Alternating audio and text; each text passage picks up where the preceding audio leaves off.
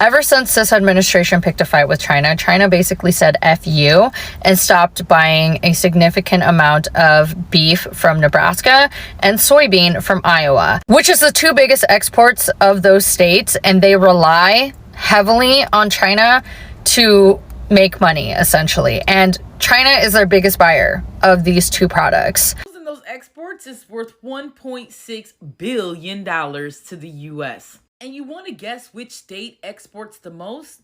Nebraska.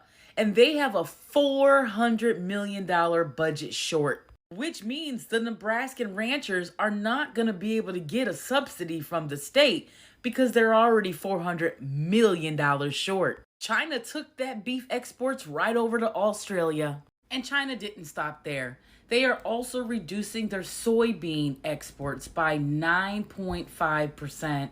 or almost $5 billion. And Indiana is going to feel that pain, seeing that they export $2.6 billion or 60% of their soybean crops to China. And China is going to subsidize that through Brazil.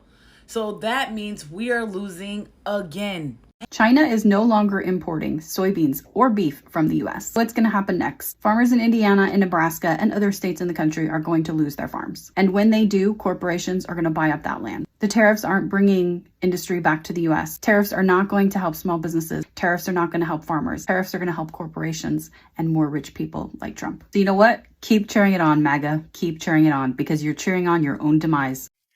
Hey, Nebraska, do you need a tissue for your issues?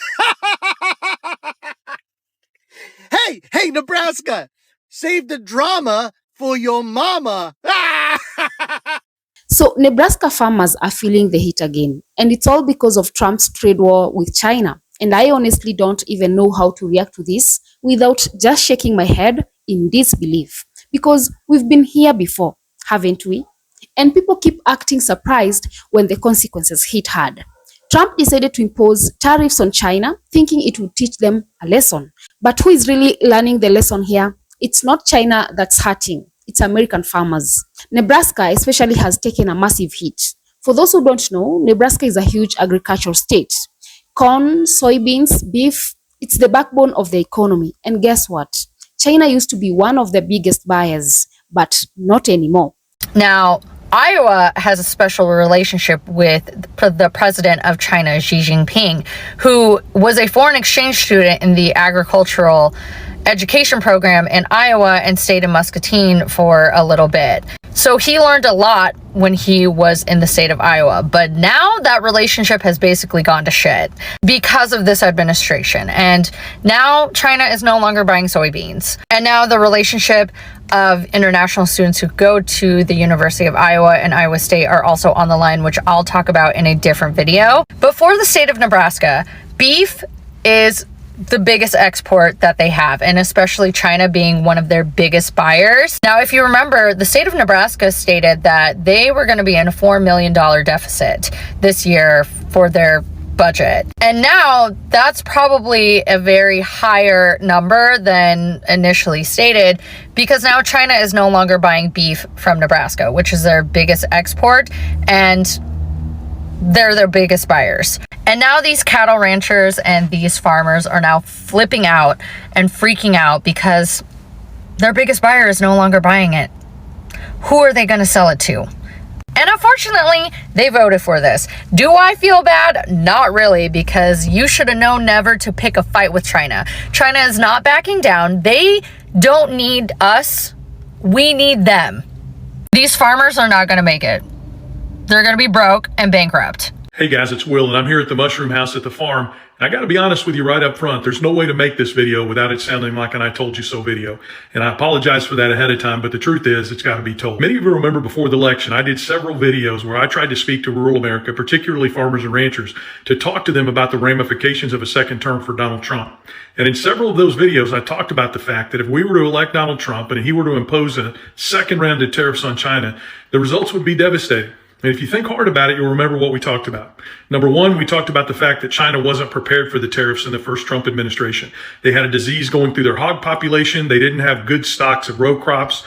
So they were caught off guard, and they had to continue to buy some American pork and some American row crop products in order to survive the tariffs, especially the time of C-19. But we also talked about what's happened since then. The Chinese no longer have a disease going through their pork population, and they're well stocked in pork. And in addition to that, they've reached out to South America and made best friends with the governments of Brazil and Argentina, and they are importing a lot of wheat and corn and soybeans from South America to the point where Brazil, which used to supply China with only 13% of their row crops, is now supplying them with over 43% of their row crops. And that relationship is just getting cozier and cozier. Now that China has decided to stop importing farm goods from the US, Nebraska farmers are basically stuck with piles of produce and livestock that they can't sell.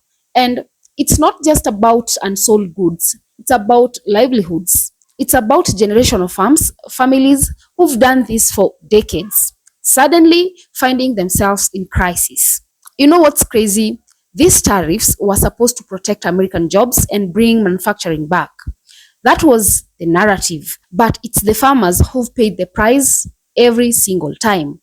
And let's be real, many of them even supported Trump. They believed in the message. They believed that short-term pain would lead to long-term gain.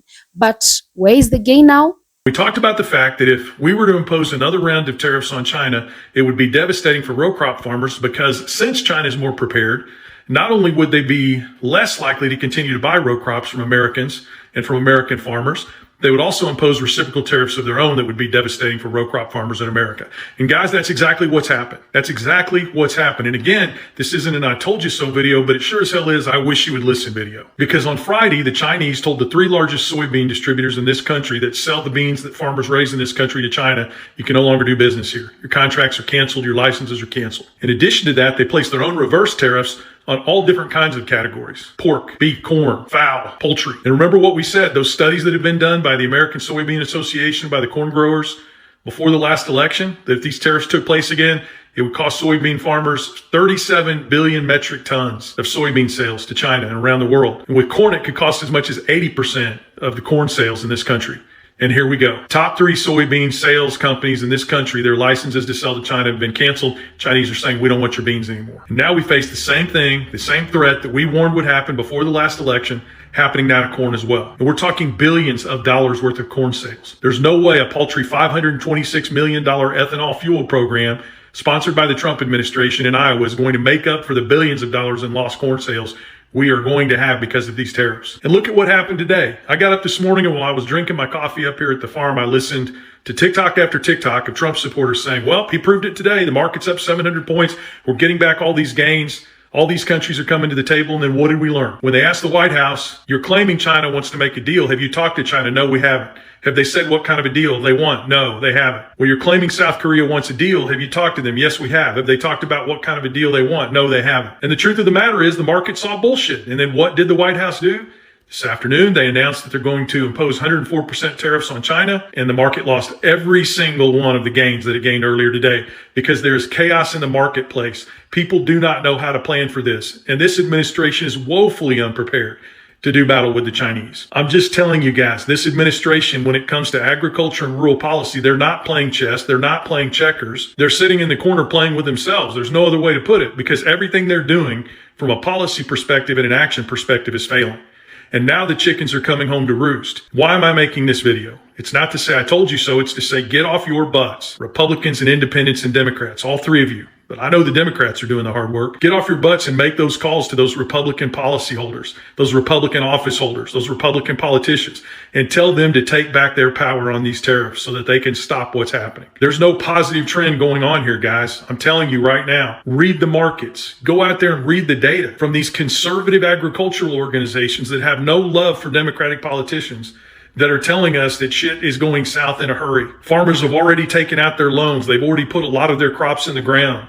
If there are no sales and there are no subsidies, it will be too late for small farmers and ranchers. So get up, Republicans, you Republican farmers. Get up and make those calls. Don't allow your cattlemen organizations to speak for you. Don't allow the Farm Bureau to speak for you. You make the calls yourselves to these politicians that you voted for and tell them you expect them to take their power over these tariffs back and to stop this freight train before it goes off the cliff. Because left to their own devices, this administration is not going to stop it. That's your call to action. Will you heed it?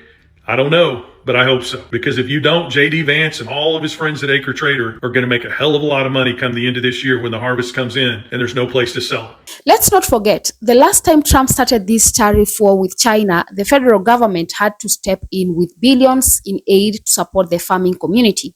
It was basically a bailout to fix a problem they created in the first place. And here we are again. Deja vu.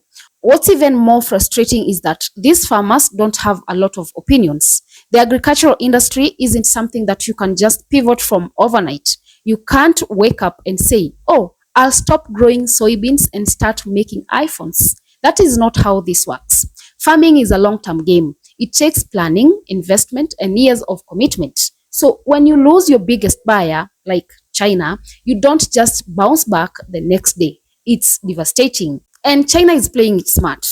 They're turning to other countries like Australia, Brazil, Argentina, even Russia to get their agricultural products. So while America is out here putting up walls, other countries are stepping in to fill the gap. You think China is going to come back when they've already found new suppliers? What Trump and his supporters fail to understand is that global trade is built on relationships. You mess with that relationship too much and people move on. It's like burning bridges in business. And Nebraska farmers are watching those bridges collapse with no lifeboat in sight. Another thing that's not being talked about enough is the mental health crisis this creates. When you take away someone's ability to provide for their family, it doesn't just affect their wallet. It affects their identity, their sense of purpose, their pride. There's been a serious rise in depression, and situations like this only make it worse. And let's talk about the ripple effect. It's not just farmers themselves. Think about the truck drivers, the grain elevators, the feed suppliers, the equipment dealers. Entire rural economies are built around agriculture. When farmers suffer, small towns suffer. Schools get underfunded, local businesses shut down, families start to leave. It's a chain reaction that's hard to stop once it starts.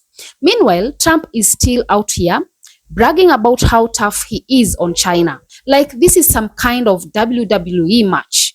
But this isn't a show. These are real lives being destroyed by reckless decisions. It's easy to slap a tariff on a country and act like you're standing up for America, but the reality on the ground, it's far more complex and painful. I know some people are going to say, well, Trump was just trying to protect us from China's unfair trade practices. Okay, but if the medicine is worse than the disease, is it still worth taking? Because right now, it feels like we are cutting off our nose to spit our face. Let's also be honest about something else. The US doesn't hold all the cards anymore. That is the truth. Nobody wants to say it loud. China has options. They've built relationships with other countries. They're investing in Africa, South America, and Asia. You know, what makes this even more disheartening? It's the silence. The silence from those in Washington who know better but choose to remain loyal to the party line. Where are the senators and representatives from Nebraska right now? Why aren't they raising hell over what's happening to their people? Politics should never come before the people you represent. And you know what else hurts? The hypocrisy. When Wall Street or the big banks get in trouble, there's always a bailout. But when farmers suffer because of political decisions made far away from their fields, they are told to be patient. They are told to wait, to sacrifice for the good of the country. But how much sacrifice is enough? We can't keep using farmers as pawns in these political games. They are not bargaining chips. They're the reason why people can export anything at all. And yet, they're the ones who always get caught in the crossfire. And let me just say, if this was happening in big cities with tech workers or CEOs, there would be non-stop coverage, round-the-clock action, and public outrage. But because it's rural America, people just shrug. That's wrong. That's unfair. These people deserve to be heard. So what now? That is the big question. What happens to Nebraska farmers? Do they just wait and hope that China comes back one day? Do they pivot and try to find new markets? Which, by the way, is not easy as it sounds. Or do they just give up? And where is the leadership in all this? Where are the policies that protect these communities before disaster strikes? Why is it always reactionary aid instead of proactive strategy? If Trump really wanted to help farmers, he wouldn't be playing games with their futures. he would be investing in infrastructure, research, suitable practices, and alternative markets. But that takes long-term thinking. And unfortunately, that is not what we are seeing right now. There is also the environment impact to consider. When crops go unsold and rot on fields, that's a waste. Waste of water, fuel, labor, fertilizer. It's not just economic loss, it's an environmental one too. We are living in a time where food insecurity is rising around the world, and yet we are letting food go to waste because of bad politics. What bothers me the most is that this doesn't seem like a lesson anyone is learning from. We've done this before, and we are here again. The same script, just with louder slogans. And somehow, the people being crushed under it are still expected to clap and smile. I feel for Nebraska. I feel for every farmer who's lying awake at night wondering how they are going to make it through the next season. I feel for the young people in rural towns who are watching their communities shrink because there is no future left for them there. So, to the farmers of Nebraska, you've been let down, not just by one man, but by a system that allows your pain to be ignored. A system that praises your hard work but abandons you when it's no longer politically convenient. And I want to end this by saying, I don't care who you voted for, I really don't. But at some point, we have to look at the results. If your policies are consistently hurting the very people who supported you, then maybe it's time to reevaluate. Loyalty doesn't pay the bills. Promises don't put food on the table. Results matter.